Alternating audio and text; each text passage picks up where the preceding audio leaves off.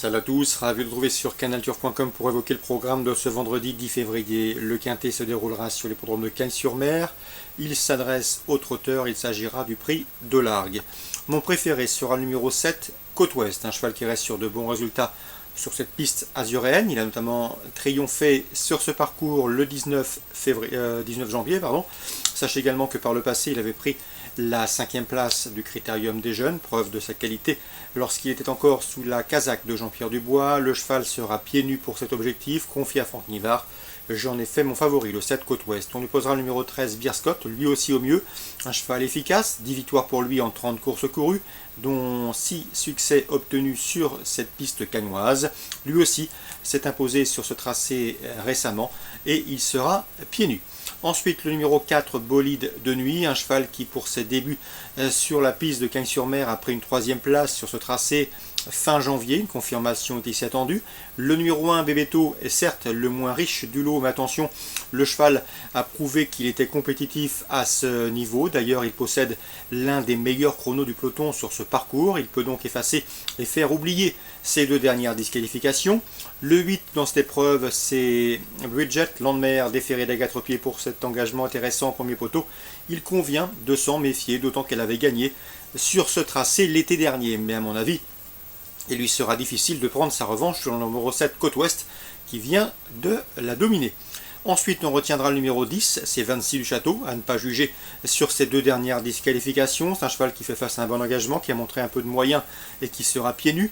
Le numéro 15, Béguin-Mélois, vient de quitter les box de Pierre Belloche pour rejoindre ceux de Jean-Charles Ferron. Attention à lui, même s'il évoluera ferré et même s'il doit rendre 25 mètres, je le pense capable de tirer son épingle du jeu et de prendre une 5e, voire une 4e place à Bellecote. Attention également au numéro 14, Utingeois, qui était en piste pas plus tard que mardi dernier dans un quintet cagnois. Si Régis Métayer insiste et le présente avec ce court intervalle, c'est qu'il doit avoir sa petite idée derrière la tête, mais il faut donc s'en méfier, d'autant que son protégé possède en 1,14,4 le meilleur chrono du peloton sur le parcours qui nous intéresse, donc méfiance, méfiance. Le 7, le 13, le 4, le 1, le 8, le 10, le 15 et le 14, 7, 13, 4 As, 8, 10, 15 et 14, ma sélection pour ce quintet du vendredi 10 février.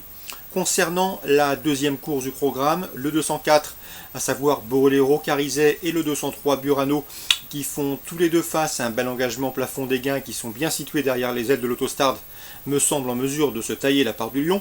Dans le prix Jules Rocarol, l'épreuve phare de cette réunion canoise, une épreuve estampillée groupe 3, on fera confiance au 308 Indigius, un bon cheval, 2e du récent prix du Luxembourg, derrière l'intouchable actuellement Aubryon du Gers. Ici, le cheval fait face à un engagement intéressant, il se plaît piste plate et est confirmé sur ce genre de tournoi, donc il devrait pouvoir jouer la victoire. On lui associera le 306 Viking Blue, un cheval qui a fait sensation notamment l'hiver dernier où il avait collectionné les succès. Le cheval est un dur à l'effort, un trotteur efficace qui a remporté 3 de ses 4 dernières sorties publiques, et à mon avis c'est lui aussi un candidat au succès. Pour une petite place et pour compléter le podium, attention au 303 Bocage d'Ortige, qui à la faveur d'un bon parcours caché comme il les apprécie peut venir prendre la 3e place. Dans la 7e, je vous conseillerais en priorité le 708 Cyrano du Châtelet, qui sera à pieds nus comme lors de sa victoire obtenue le 26 décembre sur le tracé qui nous intéresse.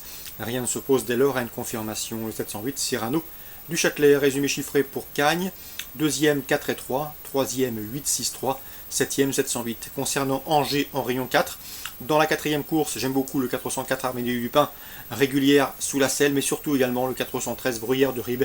Elle a vraiment pas mal d'atouts dans son jeu, elle est en forme, elle est efficace au trot monté et surtout, c'est une excellente droitière dans ce lot. L'opposition dans ses cordes, elle s'annonce redoutable, 413 et 404.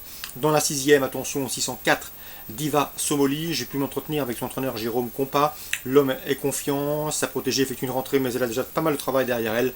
Elle a de la qualité, et dans l'écurie, on ne serait pas surpris de la voir jouer les premiers rôles d'entrée de jeu. Dans la 9e, encore numéro 14, avec le 914 MTK, qui me semble ici en mesure de confirmer sa victoire obtenue sur cette piste. C'était le 18 décembre. Et attention également au 911 Vanier de Fellière. Il faut la racheter. Elle trouve ici l'occasion de se mettre en évidence. 914 et 911. Très bon jeu à tous, bonne journée. Rendez-vous demain désormais pour une nouvelle émission.